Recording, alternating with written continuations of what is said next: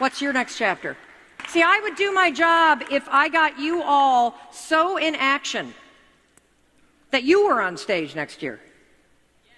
Right? That's right, because your doubts are creating mountains. The reason why I'm here is I'm going to show you how to move them.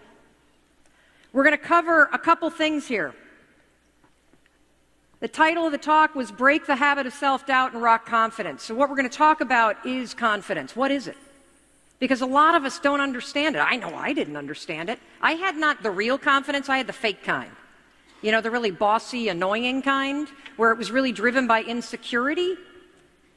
What we want to talk about is real confidence. The other thing we're going to talk about is the habit of self-doubt. The habit of self-doubt. So believe it or not, self-doubt is a habit.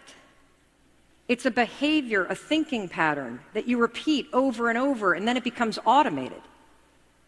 And when I can get you to understand that anxiety, worry, procrastination, self-doubt, they are all habits, then I can show you using science how you can break them. And then everything changes. And it all comes back to these 5-second decisions. If you had more confidence, how would your business and life change for the better? I'm going to tell you how mine had when I finally learned what confidence is and what it isn't. Number one, I know how to say no. How many of you have a hard time saying no? You have clients you can't stand. You have people that work for you that drain you. The ability to align your goals with values and actions. Fearless negotiator. Fearless. Greater self-control. By the way, let me stop there for a second because I believe that in today's world, this is the #1 skill for you. Self-control. And we're going to give you tools today that are going to give it to you. You're going to make a lot more money and you're going to be a happier human being. Absolutely. And I'm going to show you how to do it. We can talk about change all you want, but I'm the kind of person that's about real advice for real people, and that's going to require some real action. So as I'm talking, I want you to notice what are the physical sensations, the feelings that come up in your body. When I ask you, how would your life change if you had more confidence, and you have an answer, do you feel yourself shrinking? Do you feel yourself talking yourself out or raising your hand? Because if I can get you to start to isolate that pattern and that habit simply in how you respond to whether or not you're going to answer this question, if I can break that right there so that you learn to try, I almost fell off. Oh good, there's a thing. You learn to try, thank you. I'm going to crowd surf right now. You got me? Okay. Then you can bring that anywhere. I'm into experiential learning because, you know, I got dyslexia, I'm ADD, it's really hard for me to read and retain. So if I feel it, if I have to do it, then it sticks. So let's talk about the myths and the truths about confidence, okay? Number one, confidence is a personality trait. Total baloney. Total baloney. Lots of extroverted people that are really bossy and annoying like I used to be, although I might still be a little annoying, but really insecure. Really insecure. There's a lot of introverted folks that feel uncomfortable putting themselves out there, but they really believe in what they're saying. So confidence is not a personality trait. Confidence is fixed. That's not true. You could be the most confident person in the world, and the person that you love leaves you. That's going to rock confidence. You could be a really great business person and then make a really bad decision and blow it all. That's going to rock you. Number three, the confidence starts with belief. This is where I go against so many other people.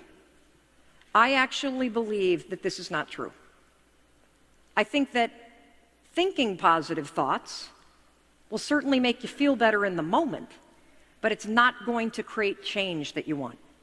That you can be a negative, frustrated, depressed, anxiety-ridden son of a gun, and you can still take action. And that taking action is key. You see, here's the truth about confidence. First of all, it's not a skill, it's a trait. And that's good news. It's not a trait. Oh, it's a skill, it's not a trait. See, dyslexia on full display. I was not lying about that. Confidence is a skill, it's not a trait. Confidence is situational. So there are areas of your life where you are confident, and then there are areas of your life where you have a ton of doubt. And here's the most important one. Confidence begins with action. Now, this is not something that I made up, and in a second I'm going to show you the science. I want you to write this quote down. If you have a problem that can be solved with action, you don't have a problem. So a lot of us talk about the problems that we have, but they're actually not problems. We're stuck in one of the traps of self-doubt.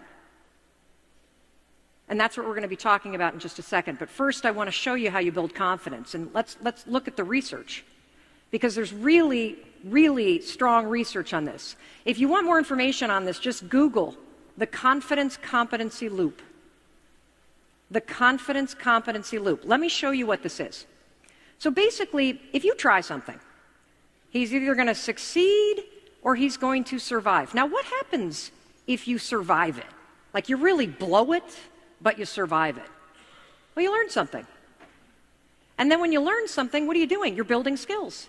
And when you're building skills at something, what are you gaining? Competency. All competency means is that by learning something over and over and over again, you have to do less thinking about it, so you don't have time to get anxious. Just like me in the bed. I had time to lay there, so I was thinking about all my problems. The more you do something, the more that you try, the more you build skill and competency, and that is where confidence comes.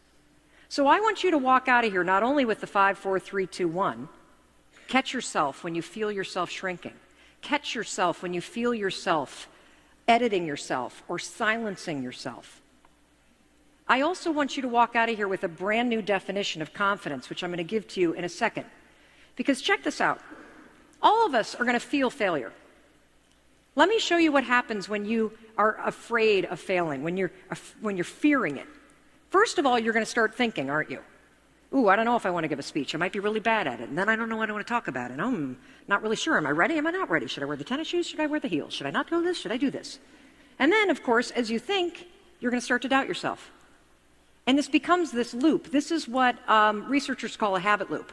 We're going to get more into this. This is a chunk of behavior that gets encoded in this part of your brain. You see, you're not a doubter. You have a habit of doing it. The same is true, by the way, when you feel nervous. You start overthinking. The same is true when you start feeling insecure. The same is true when you feel like a fake. The same is true when you start to get overwhelmed. The same is true when you start to fear rejection. All of those things, normal.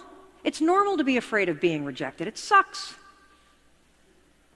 It's normal to feel nervous.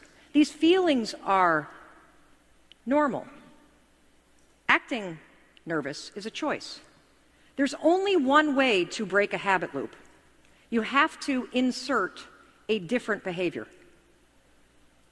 Pretty neat, huh?